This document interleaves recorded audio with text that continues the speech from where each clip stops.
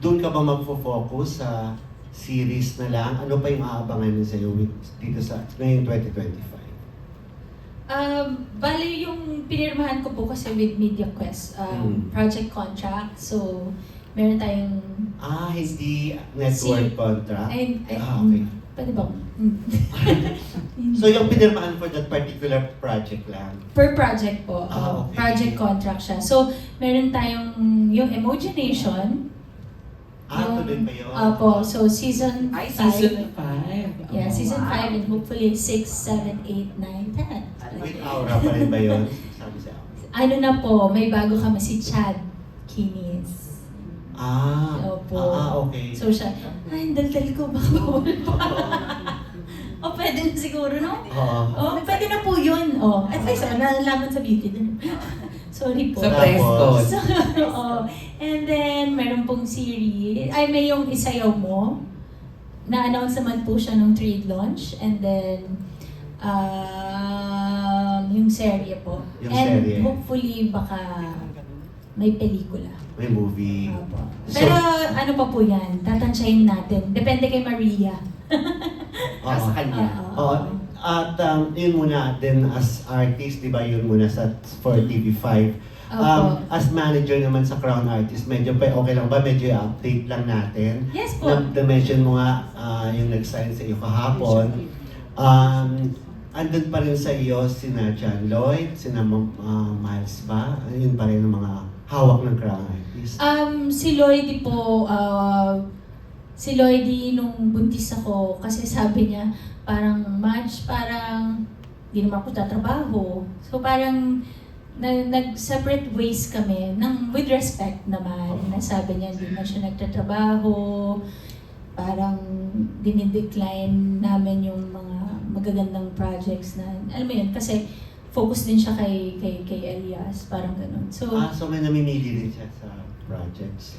Lloydie kasi hindi naman active now din po. So parang siya din, sabi niya, parang, di ba, which is tama naman, di ba? So, yun lang po. Si Miles under pa rin sa inyo? Hindi na rin. Hindi. Si Marvin ba? May hinahandle kayo kay Marvin? Si- Social media lang? Si Kuya Marvin, parang pag may inquiries, di ba? Ganun. Gano'n. More So, on more ano. agent talaga. Yes. Oo. Kamusta naman, last na lang to, kamusta naman kayo ni Rambo? Na-mention mo sabi parang, naintindihan ni Rambo kung ayaw mo na sundan si Maria. Pero napapag-usapan na ba ninyo, mukhang sabi mo naman, mukhang okay ka na, napag-usapan na ba ninyo kung kailan siya sundan? At kumusta kayo ngayon as parents na rin? Ang samahan ninyong dalawa na parents kayo ni Maria. Kuya Gords, gusto ko na sundan. Kasi 37, pumirma ang kontrata. Bawal pa pala. Hindi, syempre mag-work muna ako, di ba? So, kahit gusto ko sundan ka agad, mag-work na lang muna ako. Kasi na-miss ko din naman po. Yung relationship namin ni Rambo, ito yung napaka-swerte ko na binigyan ako ni Lord ng isang partner na talagang mahaba yung pasensya, yung iintindihan ko ano yung mga gusto kong gawin, yung ibibigay yung kailangan kong oras.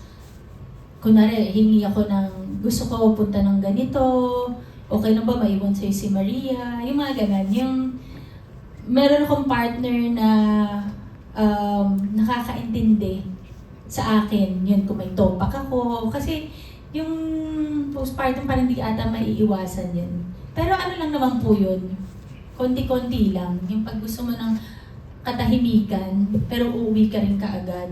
Parang mas humaba ang pasensya ni Rambo sa'yo. Oo.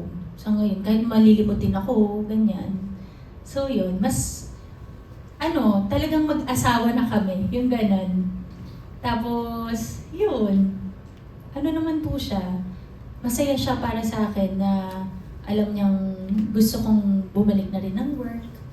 Tapos alam din niya na ibabalanse ko lang din dahil yun yung sinasabi ko, yung iniintindi niya na ang dami kong gusto. Kaya susuportahan lang niya. Gusto kong mag-work, pero gusto kong magpakananay. O parang lahat ng trip ko, sinusuportahan niya. Parang sige lang. Tapos lagi siyang nandyan lang sa likod ko.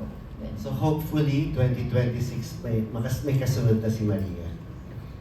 Ano ba yung... And makambit. Makambit. Ah, okay. Tingnan po natin. Opo. Okay. Okay. At yung